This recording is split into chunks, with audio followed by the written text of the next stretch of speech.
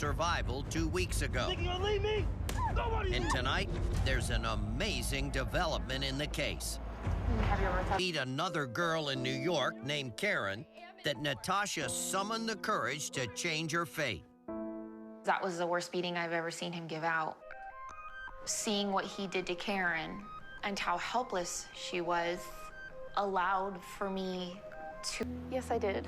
We brought Natasha to our studio the week the show aired, and this courageous woman was ready to get down to business. If a girl just wants to call in to talk, I'm here to listen. If somebody wants to give a tip, I'm here to take it. Because you're going to be working the hotline tonight. Yes, I am.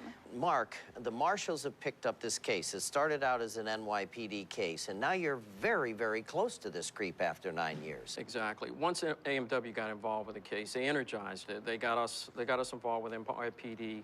We've reached out to our regional task forces. We've developed some good information. We're very close in finding this guy.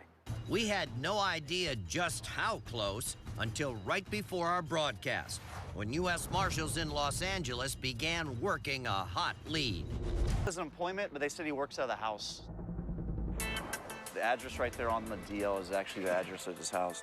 It's right down the street. It's about a half a mile. Hi, guys. Is it ready to load up? It's gonna be a white house. There's like a black wrought iron gate, and there's 2 entrances on both sides. I'm sure he knows that he has a warrant in New York, but I don't think he knows anybody's out here looking for him. So if we get him here this morning, I think it'll be a pretty big shot for him. And it looks like the house is gonna be right here, this white one. Which house with the gate? Yeah, the gate right there. Nice house. Yeah, it's kind of weird. Well, now it's just kind of the waiting game. Deputies staked out the house with no concrete proof that Joseph was even exactly what Natasha wanted to do when she visited our hotline the night her story aired. I just want to say that there could be girls calling in that are in need right away, and that would probably be the best thing, is to let me speak to them.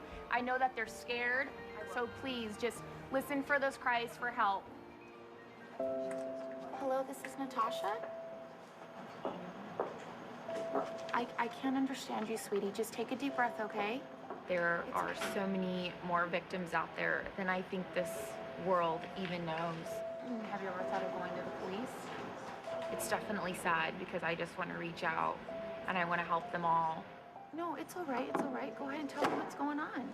It's such a harsh reality. Are you like 14? It just goes to show you that there needs to be something for these girls to give them hope, to know that there's some place to go. You got through this, and you will, and every day is a new day. Anything you don't want. At one point, my idea of justice was finding my own closure and just moving on with my life, and knowing that I would die, never knowing what happened to him. But the justice that I have now is real justice. He's molested girls between the ages of 5 and 12 years old. I think he always had a plan to go on the run, to become a fugitive.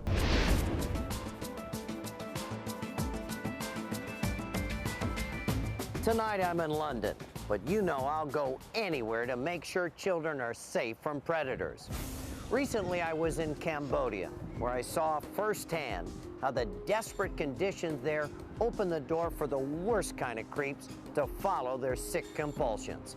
I'll never forget that trip, and I'll never give up the mission of trying to save kids from those horrible predators. So tonight, the hunt continues for more disgusting dirtbags, and there's nowhere on earth they can hide.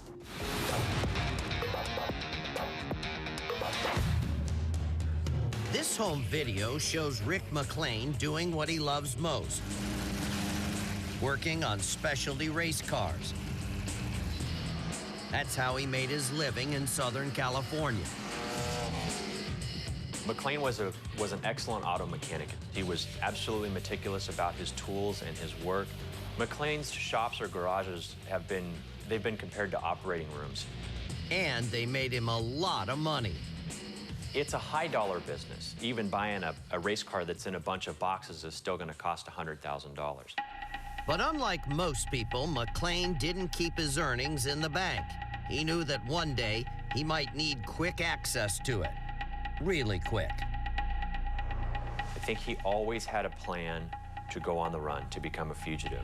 That's why he always kept bags of cash buried in his yard. To understand why this hard-working man with a wife and children would have such a plan, you need to start here, the Church of the Jehovah's Witnesses. McClain was a lifelong member and held a leadership position. He seemed to be embraced by the elders. He had privileges in the congregation. It was an indication that, you know, he was a pretty okay guy for my kids to be around. But as this single mother sadly learned, McClain is exactly the type of man cops say shouldn't be around children. For a period of 25 years or more, he's molested girls between the ages of 5 and 12 years old. I was about 7 years old. The sexual abuse went on for about 7 years. When this brave young woman came forward and told her story, McClain's secret life began to unravel. He started selling off his race car business, liquidating parts at a loss. He started selling houses that he owned. He filed quickly for a divorce from his wife. In September of 2004, authorities say he dug up those trash bags of cash from this backyard and fled with $400,000. McClain left behind this treasure map, pointing his wife and children to even more hidden cash. Tonight, McClain is charged with 17 counts of child molestation. No longer a member of the Jehovah's Witnesses, he's now a member of the U.S. Marshals 15 Most Wanted. McClain keeps a low profile and prefers to live in remote areas. He's known to rebuild houses and might be working in real estate. When he disappeared, so did his 1955 hot rod Chevy. It may be in storage or McClain may have sold it. Take a close look at these age-enhanced photos. If you know where Rick McClain is tonight, call our hotline.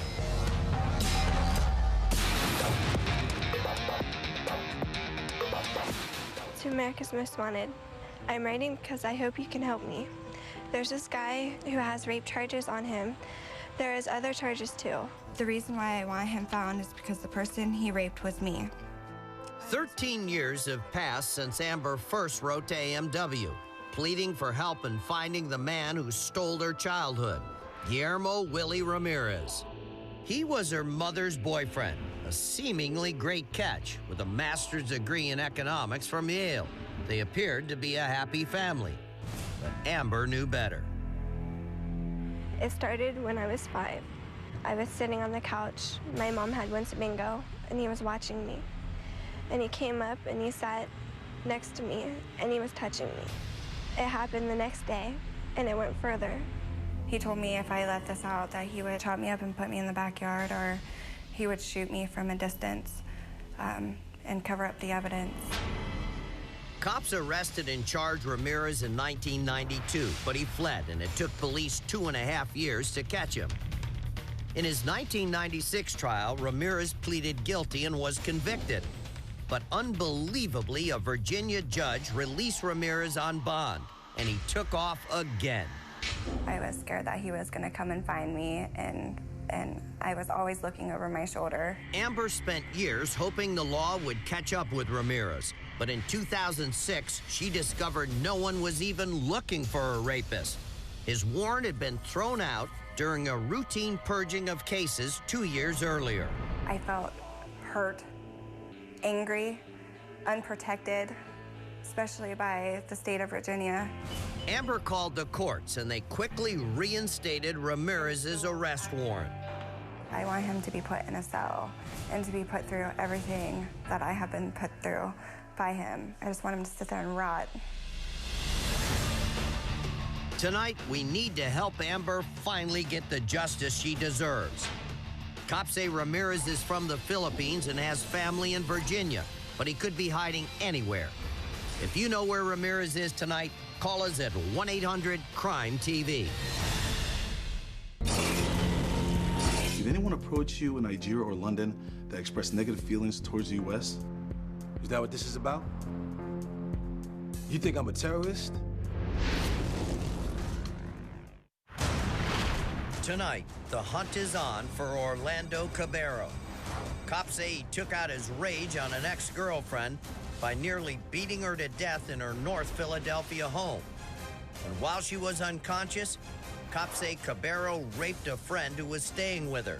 Cabero goes by the nicknames Jumbo and June and could be hiding in New York. Now, we got a late-breaking news update we really need your help on tonight. This past Wednesday, the murder mystery that rocked Hollywood took a violent, shocking twist. I've told you how Ronnie Chasen, a high-profile Hollywood publicist, was gunned down in Beverly Hills. Before Ronnie was murdered on November 16th, she had attended the red carpet premiere for the new film Burlesque. Afterwards, Ronnie rubbed elbows with her clients at a glitzy after-party. Then, as she drove home just after midnight, someone opened fire on her Mercedes, striking her multiple times in the chest. The injuries were too severe, and Ronnie died at a nearby hospital. After her murder, hundreds of Ronnie's friends showed up at her funeral. The producer, Lily Zanuck, spoke, and she talked about how Hollywood came to a standstill when they heard the news about Ronnie's death. The town may have stood still, but AMW and investigators didn't. Many people in the Hollywood community reached out to us, letting us know how much Ronnie was loved and how much they hoped we could help find her killer. We worked closely with the Beverly Hills Police, hoping our viewers would come through. And when we broadcast our story about Ronnie's murder on November 20th, your tips started coming in. One tip in particular caught our attention and the attention of Beverly Hills detectives. Investigators immediately followed up on the lead, which sent them to the Harvey Apartments in Hollywood. That's where they located a man they believed might have played a role in the murder. But when they did, he suddenly pulled out a handgun and shot himself. The man, identified by the local media as Harold Smith, died at the scene, leaving a lot of important questions still unanswered. We'll keep working with police and you to get those answers. So if you know anything that can help detectives investigating the murder of Ronnie Chasen, you gotta call our hotline right away at 1-800-CRIME-TV. Prostate cancer. And there's one more clue cops are hoping could help you spot Marshall. He may have a dog like this one on the run with him, an adult male Bichon Frise named Neige Boulet. This particular breed requires frequent cleanings and treatments. So if Marshall's taking proper care of the dog, he could be visiting a vet or a groomer. If you know where Jeffrey Marshall is hiding, please call our hotline at 1-800-CRIME-TV.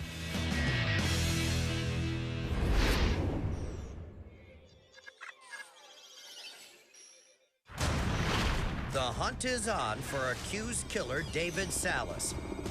U.S. Marshals in Texas need your help.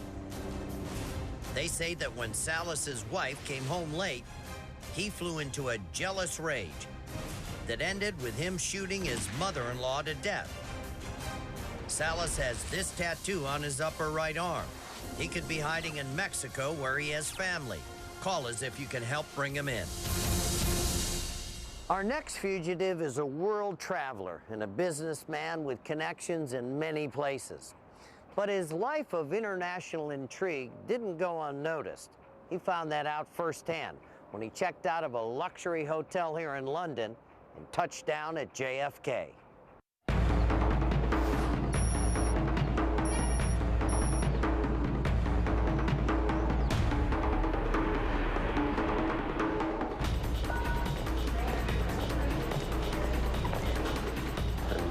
Disguise, you don't.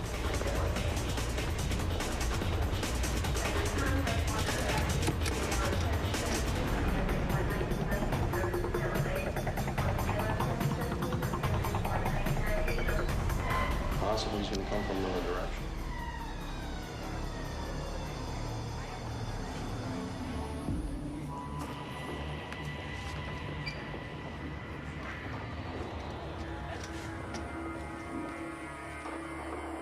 Right there, that's him. Have your agents take him down. All units, target is westbound through the concourse. Take him down now. Repeat, take him down now.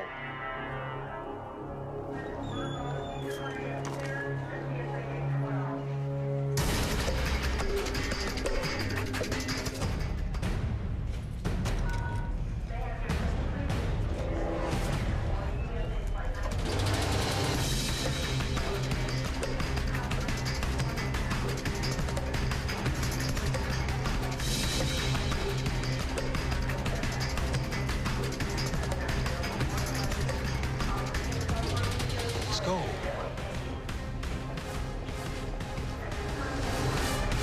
Obichi Onwara? Yes. U.S. Customs. Come with us.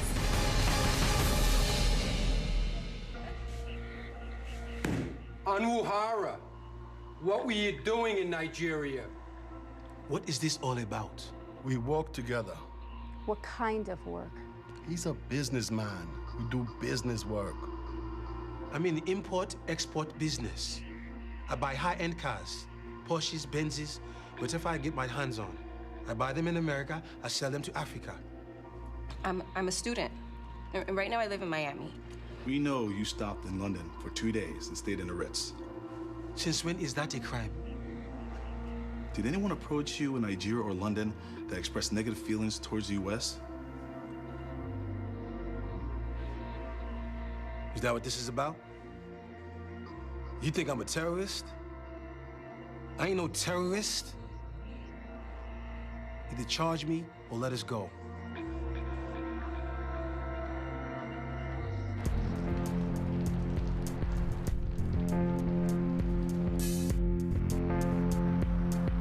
Tobichi Onwuhara thought he'd gotten the best of the FBI and that his secret was safe. But what he didn't realize was he was playing a chess game with the feds, and he had no way to predict their next move.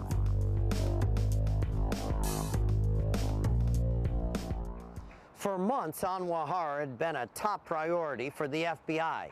They knew the damage he'd allegedly caused was already huge. They also knew something else. Onwuhara was not a terrorist. So, what was Onwuhara really up to? Well, to understand that, you need to go back in time more than a decade and travel half a world away. Onwuhara was born in Houston, Texas. But before he was out of middle school, Onwuhara's mother sent him to Nigeria to live with his father. Give me your bank number, and I will deposit the money in your account. Onwuhara was supposed to go to one of Nigeria's top boarding schools, but his father thought some on-the-job training would serve him better. We'll both be helping each other out. The elder Onwuhara had made a small fortune in the notorious Nigerian 419 scam. I will deposit the money. I will take care of you, sir. Yes. All you have to do is give me your bank account number, and I'll happily put the money into your account. That's where a supposed prince needs to quickly get his cash out of his country and con someone to send him their money to do so, with the promise of a large return. That's right. You have been approved, and within 24 hours, you'll have the money into your account. Life lessons Onwuhara put to use when he returned to the U.S. as a 20-year-old man and put together his own crew of con artists. It's called a HELOC, a home equity line of credit. The only direction the real estate market is going is up, so it's time we take a ride. A couple of years ago, a house that sold for $200,000 is now going for $5. That means the bank which is floating this mortgage is willing to loan the homeowner what he owns on paper, $300,000. And that's where we come in.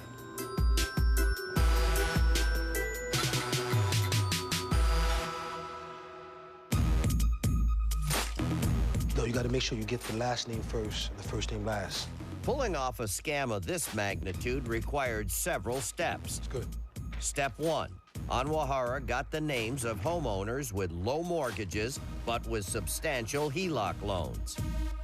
Step 2. His crew learned everything they could about their targets in order to become them. Yes, my name is Mary Swanson. Of course. My mother's maiden name is Gervin.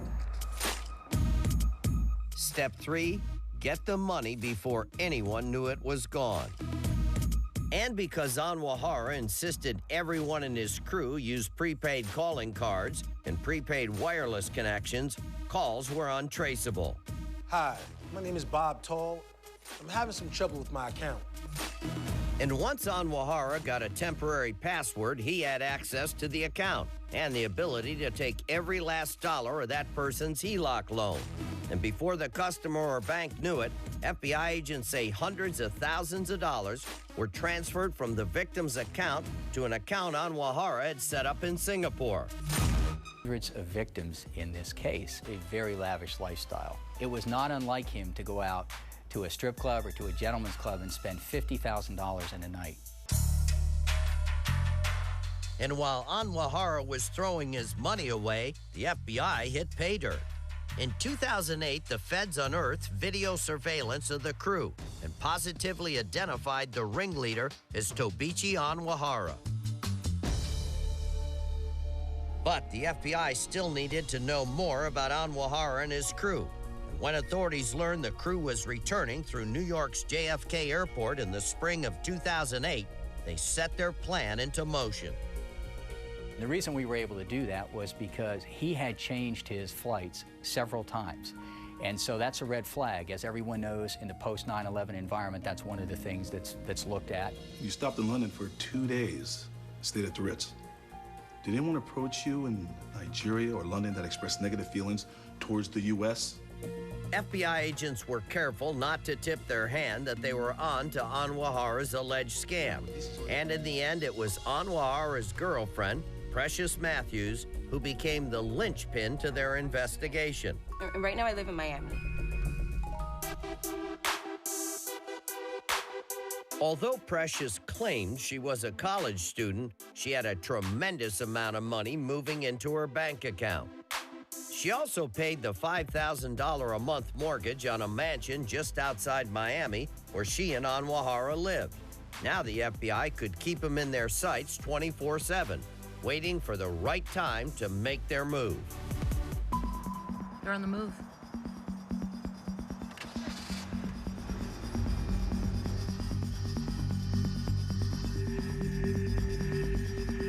And on August 1st, 2008, the FBI had enough information to make their move, following Precious to the Hard Rock Casino in Fort Lauderdale. Be advised, we're pulling into the parking lot.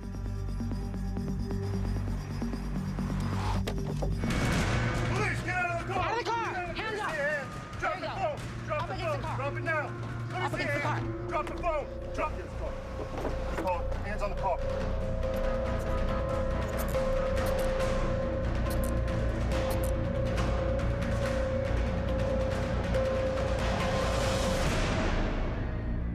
It's not him.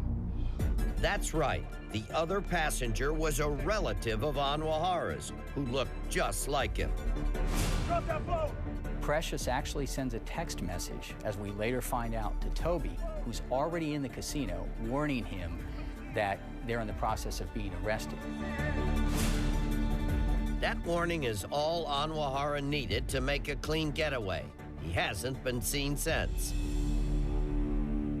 Precious Matthews and the rest of the crew are now behind bars, but we need your help to find Tobichi Anwahara.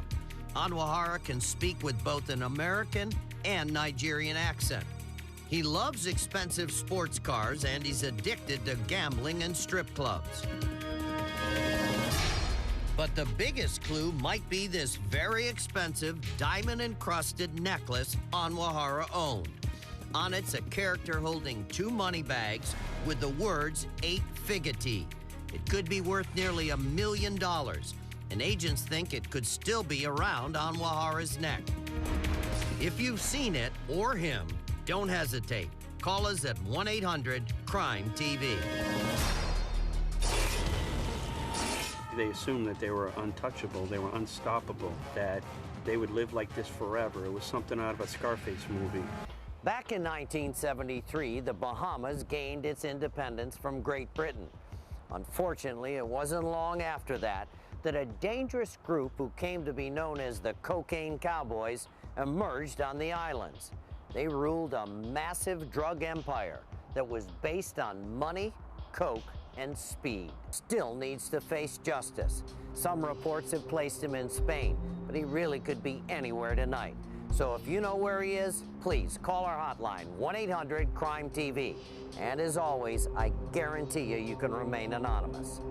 Hunts on for accused child molesters Rick McLean and Guillermo Willie Ramirez. Accused scam artist Tobichi Onwahara. Gustavo Falcone, wanted on drug trafficking charges. Cops are looking for any information into the brutal murder of Ronnie Chasen. And Jeffrey Marshall and Roque Torres, wanted for murder. Now, until I see you next time, please stay safe, stay strong, and remember,